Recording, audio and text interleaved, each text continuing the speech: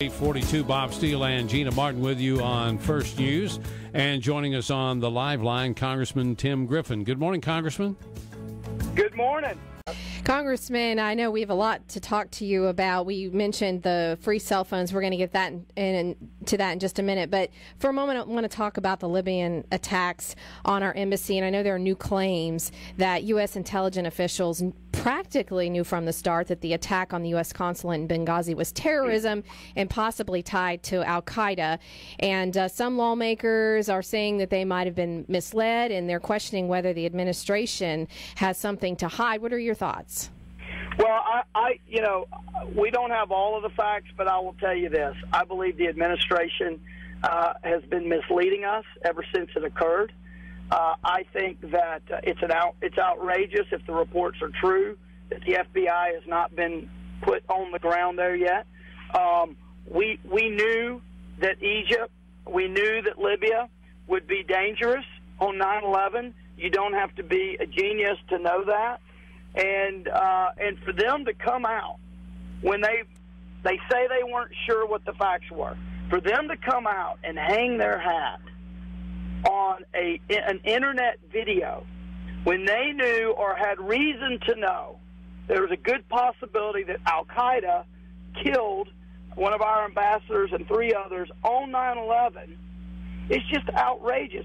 You know, time will tell whether the American people see this as one of their top issues, but I'll tell you, this is a scandal.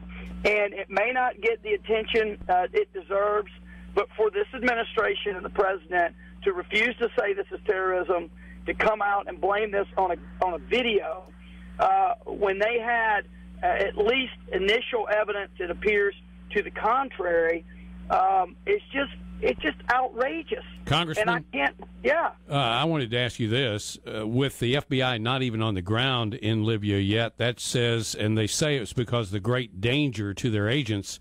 What about security at the consulate? If it's too dangerous for the FBI to even get in there, shouldn't we have had better security at that consulate? Well, that's my whole point.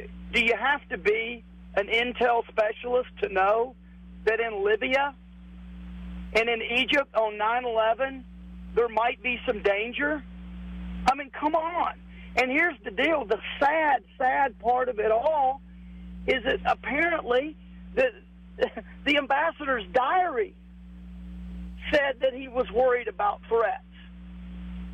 That's what CNN has reported, that he was concerned about the security in the area.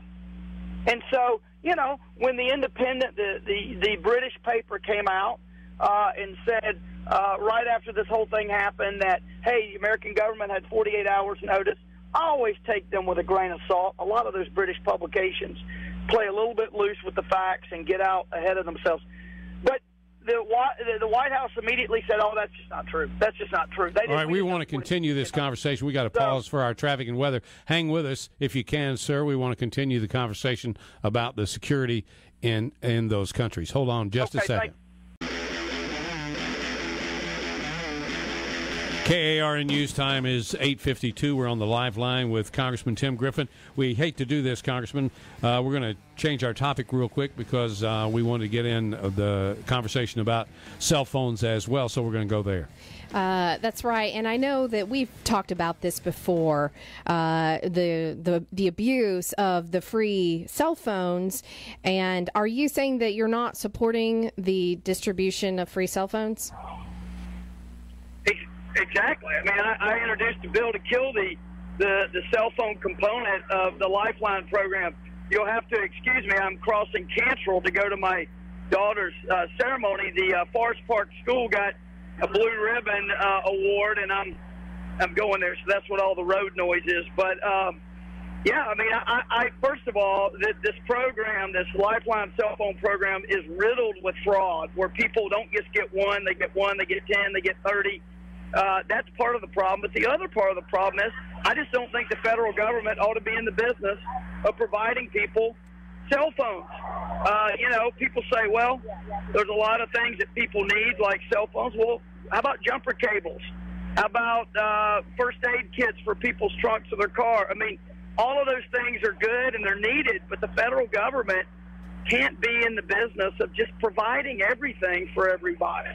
And I think you're seeing a video on it was on Drudge, and now it's gone viral. If you would allow us, we're going to play that video and let you listen to it and get your response to it. Okay. It's on YouTube right now, and our producer has found it. Obama. You got Obama phone? Yes, everybody in Cleveland, low minority, got Obama phone. Keep Obama in president, you know. He gave us a phone. He gave you a phone? Do more. How do he give you a phone? You sign up if you on food stamps, you on Social Security, you got low income, you disability. I have a question. Okay, what's wrong with Romney again? Romney, he sucks. Bad. Obama. You got Obama phone? Yes, everybody in Cleveland, low minority, got Obama phone. That's what's on the internet. Your response. Well, look, I think the video speaks for itself. The bottom line is I have a bill to kill the program for what this lady calls Obama phones. They're not Obama phones. They're Tim Griffin phones. They're Bob Steele phones. They're anybody that pays the fee on their phone bill to the Universal Service Fund. We're the ones paying for it. If President Obama is, as part of his cell phone bill, if he has one, I'm sure he's paying part of it too. But the bottom line is we're all paying for this nonsense, and I'm trying to kill it. And if we can't cut something like this, we're in big, big trouble.